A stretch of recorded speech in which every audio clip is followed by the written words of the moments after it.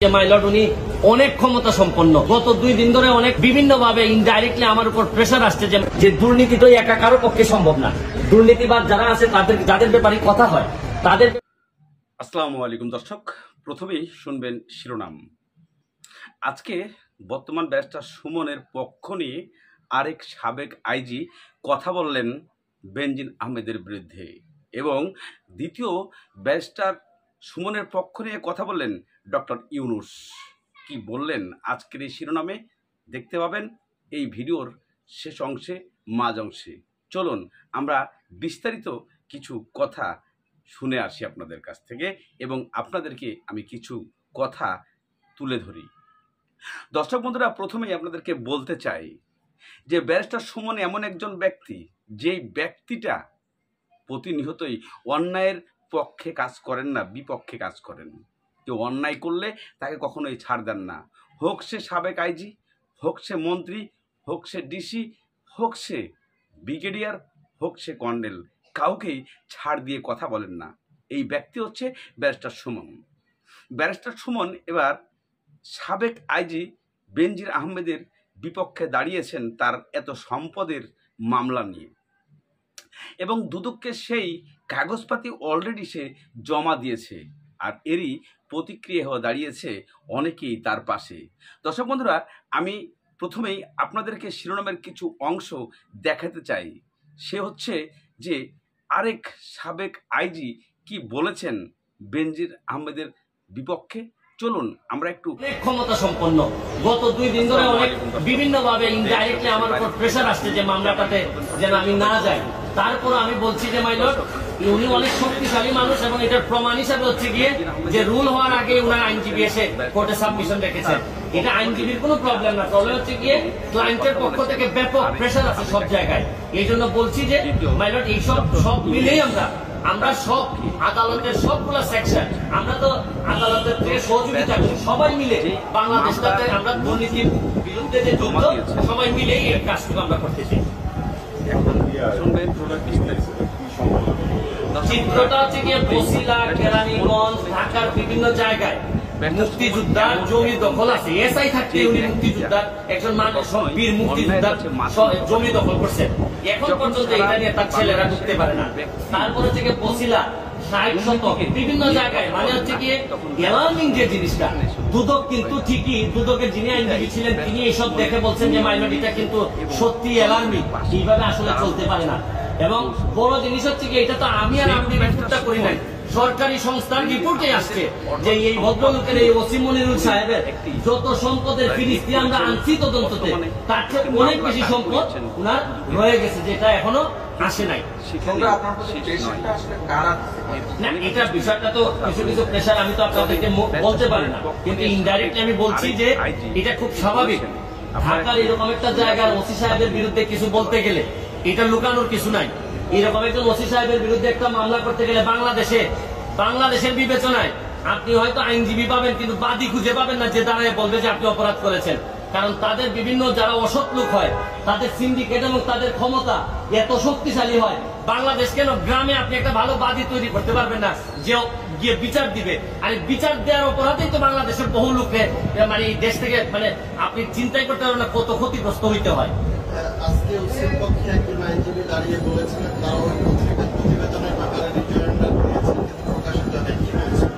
এই ওসির পক্ষে একজন আইনজীবী যেখানে দাঁড়িয়েছিলেন আমাদের মাহবুব, আমাদের সাবেক আইনমন্ত্রী শফিক আহমেদের ছেলে, উনি দাঁড়িয়েছিলেন। দাঁড়িয়ে ওসির পক্ষে কথা বলার চেষ্টা করেছেন। নর্মালি আমি যে নর্মসটা জানি যে কোনো রুলস হওয়ার আগেই কখনো রেসপন্ডেন্ট বা ওই আসামি পক্ষে যারা রেসপন্ডেন্ট বলবো আমি, রেসপন্ডেন্ট পক্ষে কোনো আইনজীবী সাধারণত কথাই বলতে পারে না যদি না আদালত অনুমতি দেয়। এই ক্ষেত্রে আদালত অনুমতি দিয়েছেন, উনি চেষ্টা করেছেন যে এটা বোঝানোর যে এই 8 তলা সম্পত্তিটা ওনার একার না, এটা ভাইরা মিলে ওনারা করছেন। কিন্তু আদালত তখন বলছেন যে আপনি যেটা বলতে চান রিজয়েন্ডার, এটা তো এই রিপোর্টে আছে, এটা নতুন করার বলার কিছু নাই। আমি শুধু এইটুকু আদালতকে বলার চেষ্টা করছি, মাই লর্ড, এই ওসি সাহেব কত শক্তিশালী হইলে কোন অর্ডার হওয়ার আগেই উনার পক্ষে সব ধরনের লোক এসে উপস্থিত হয়েছে। দুদকের কাছে মানুষ তো বিচারের জন্য যায়, এখন হচ্ছে গিয়ে এই পাবলিক ইন্টারেস্টের স্বার্থে, ন্যায় বিচারের স্বার্থে দুদকে আর যাওয়া উচিত হবে না। কারণ দুদকে যাওয়া মানে দুদক যদি বেশিরভাগ ক্ষেত্রে এরকম অনেকগুলো মামলা আমি দেখছি যে একটু ক্ষমতাশালী হইলেই দুদক আর আগায় না, বরং আপনি যে মামলাটা আগে চলতো দুদকের কাছে গিয়ে এটা বাক্সবন্দী হয়ে যায়। মানে এটা একটা এখন হয়ে গেছে কি দুর্নীতিবাজরা খুঁজে যে এটা কখন দুদকে যাবে, গেলেই তো আমি মোটামুটি আমি একটা আমার আয়ত্তে চলে আসছে। বনানীতে আপনারা জানেন বোরাক টাওয়ারে এই সিটি কর্পোরেশনের সাথে চুক্তি করে বোরাক টাওয়ার হয়, যেটার এমডি হচ্ছেন কি আমাদের নুর আলী সাহেব।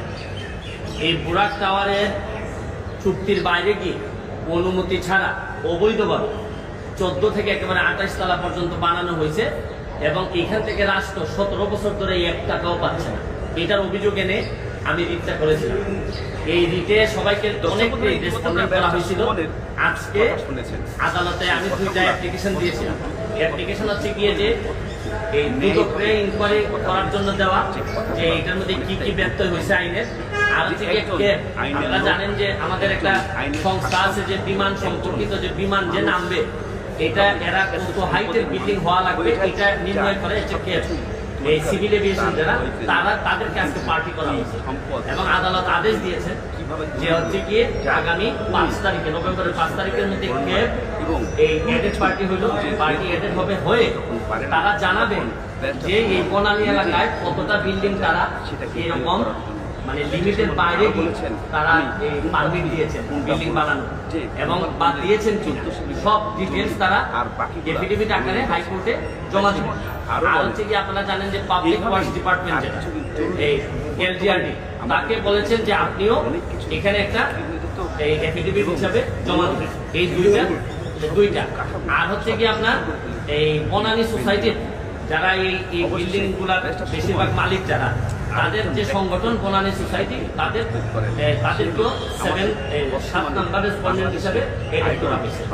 আর আরেকটা বিষয় হচ্ছে গিয়ে শুনানির সময় আমি যখন আদালতকে বলেছি যে দুদকের কাছে দায়িত্ব দিয়ে দেন, মাই লর্ড বলেছেন যে দুদকের কাছে দিলে বিষয়টা আরো লম্বা হয়ে যায়, যে আমরা যত শর্ট করা যায় রাষ্ট্র যেভাবে এখানে লাভবান হইতে পারে, রাষ্ট্র যেন এই 600 কোটি টাকাটা যত দ্রুত পাইতে পারে।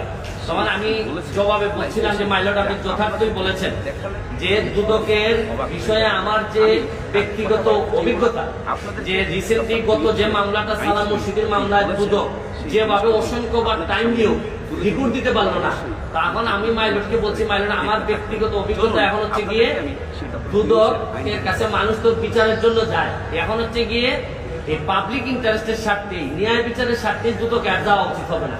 কারণ দুদকে যাওয়া মানে দুদক যদি বেশিরভাগ ক্ষেত্রে এরকম অনেকগুলা মামলায় আমি দেখছি যে একটু ক্ষমতাশালী হইলেই দুদক আর আগায় না, বরং আপনি যে মামলাটা আগে চলতো দুদকের কাছে গিয়ে এটা বাক্সবন্দী হয়ে যায়। মানে এটা একটা এখন হয়ে গেছে কি দুর্নীতিবাজরা খুঁজে যে এটা কখন দুদকে যাবে, গেলেই তো আমি মোটামুটি আমি একটা আমার আয়ত্তে চলে আসছে এইটা বলছি। এবং মাইলট ইন্ডিয়ার একটা কি এক্সাম্পল টেনে বলছেন যে কেউ না কেউ তো দাঁড়াইতে হবে, কেউ না কেউ তো দাঁড়াইতে হবে। আন্না হাজারা যখন দাঁড়াইছিল এরপরে কিন্তু অনেক বড় কিছু ঘটনা ইন্ডিয়াতে ঘটছে। আপনি কাজ করে যান, আপনি আপনার মতো বলতে থাকেন। এই হচ্ছে কি আজকের মতো হাইকোর্টের ঘটনাটা হচ্ছে কি স্ট্যাটাস কো 21 তলা থেকে 28 তলা পর্যন্ত স্ট্যাটাস কো এখনো আছে। আর আমার অ্যাপ্লিকেশনটা যেটা আমি দুদকের একটা রুল এবং দুদকের ইনকোয়ারির জন্য চাইছিলাম, এইটা ক্যাপ ইন দ্য রেকর্ডে রেখে দিয়েছেন, বলছেন যে পরবর্তী এই ওদের এফিডেভিট দেখে ব্যারিস্টার সুমনও কিন্তু দ্বিচারিতা করছেন পক্ষান্তরে। ইতিমধ্যে ব্যারিস্টার সুমন এস আলমের বিরুদ্ধে একটি রিট করেছিল। আপনারা দেখেছেন এস আলম যে হাজার কোটি টাকা পাচার করেছে, ইসলামী ব্যাংকে 30,000 কোটি টাকা সেখানে আপনার লুটপাট করেছে, এই বিষয়ে ব্যারিস্টার সুমন একটি রিট করেছিল। কিন্তু সেই রিটটি ভেস্তে গিয়েছে। সর্বোচ্চ আদালত সেটিকে আলোচনায় না আনার জন্য ঘোষণা দিয়েছে। আমরা মনে করি আজকে বেনজির আহমেদের বিরুদ্ধেও একটা রিট করেছিল ব্যারিস্টার সুমন, সেটাও কি আমরা আমাদের সন্দেহান সেই এস আলমের রিট যেরকম আলোর চোখ দেখেনি, হয়তো বেনজির আহমেদের বিরুদ্ধে যে রিট করছে সেটাও হয়তো আলোর মুখ দেখবে না। আমরা প্রশ্ন রাখতে চাই কেন কোন পুলিশ অফিসার সৎ থেকে সততার সহিত দায়িত্ব পালন করে আপনারা বলেন 1,000 কোটি টাকার মালিক হতে পারে কিনা? তার সম্পদগুলো দেখার দায়িত্ব কি দুদকের নেই?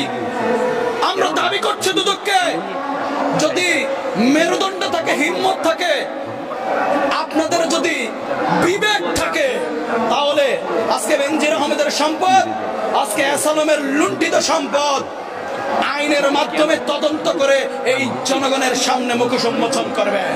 তাহলে আরেকটি বেনজির আহমেদের মতো আরেকটি অসৎ বিচার জন্ম নিবে না। এসালম গ্রুপের মতো আরেকটি অসৎ কোম্পানির জন্ম বাংলার জমিনে হবে না। আমরা চাই সৎ বিচার আসুক, সৎ মানুষের মাধ্যমে সৎ সমাজ প্রতিষ্ঠা করা সম্ভব।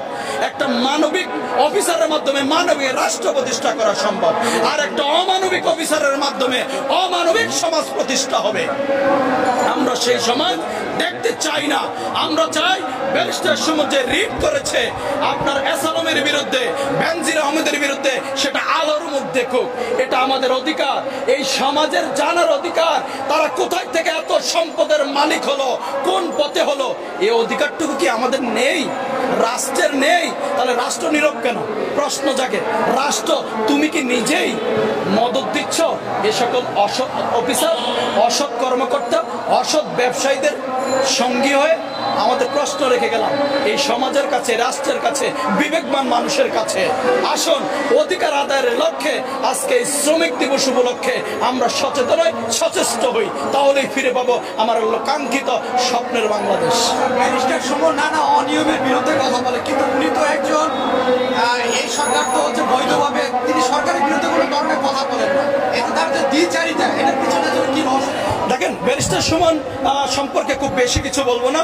আমি এইটুকু বলবো যে মানুষটি হয়তো আপনার সৎকর্ম করতে গিয়ে কিছু এদিক ওদিক হতে পারে। আজকে দেখেন ব্যারিস্টার সুমন কিছু ভালো কাজ করছে, কিছু অসৎ কর্মকর্তা, কিছু অসৎ ব্যক্তি, প্রতিষ্ঠানের বিরুদ্ধে দু চারটি রিড করে, নিউজ করে একটা আলোচনা এসেছে। নিঃসন্দেহে এটা আমি তার প্রতি শ্রদ্ধা, ভালো কাজ তো একটিও করেছে। এভাবে আমার ব্যারিস্টার সুমনের মতো শত শত লোক যখন জন্ম নিবে, আপনারা প্রত্যেকটি সাংবাদিক ভাই যখন একজন ব্যারিস্টার সুমন হবেন, যখন সাংবাদিক প্রত্যেকটি ভাই একজন সচেতন মানবিক মানুষ হবেন, আমরাও আপনার সমাজে এরকম অসঙ্গতিগুলো তুলে ধরবো। হ্যাঁ, আজকে আসেন, সরকারের সরাসরি বিরুদ্ধে হয়তো সে কিছু বলে না, কারণ সে তো অবৈধ সরকারেরই একটা অংশ। হ্যাঁ, তবে আজকে সরকারের বিরুদ্ধে হয়তো তিনি বললে হয়তো সরকার তাকে শেষ করে দিবে, সরকার তাকে সেই পদে রাখবে না, তাকে আপনার, কারণ আপনি জানেন যে সংসদে গিয়ে, কারণ এখানে আওয়ামী লীগের তো বি টিম, সেটা এখানে তো অন্য কেউ নাই সংসদে। আজকে আওয়ামী লীগের বি টিম আজকে সংসদে নিচ্ছে। আপনার একটা আইন জানেন, কোনো এমপি ক্ষমতাশীল দলে যেই দলের হয়ে এমপি হয় তার বিরুদ্ধে যেতে পারে না, অনাস্থা দিতে পারে না, তখন তার এমপি পদ থাকে না। হয়তো আজকে এই জন্যই ব্যারিস্টার সুমনও কিন্তু দ্বিচারিতা করছেন পক্ষান্তরে। হ্যাঁ, আমি বলবো আজকে যদি আপনার একজন বিবেকবান মানুষ হন, সঠিক কথা সত্য কথা লিখে যান, সত্য কথা সঠিক কথা বলে যান, সরকারের বিরুদ্ধে খারাপ কাজগুলোর সমালোচনা করুন, তাহলে আপনি প্রকৃত মানুষ হবেন এবং মানুষের অন্তরে স্থান করে নিতে পারবেন। না হলে আপনিও হয়তো একদিন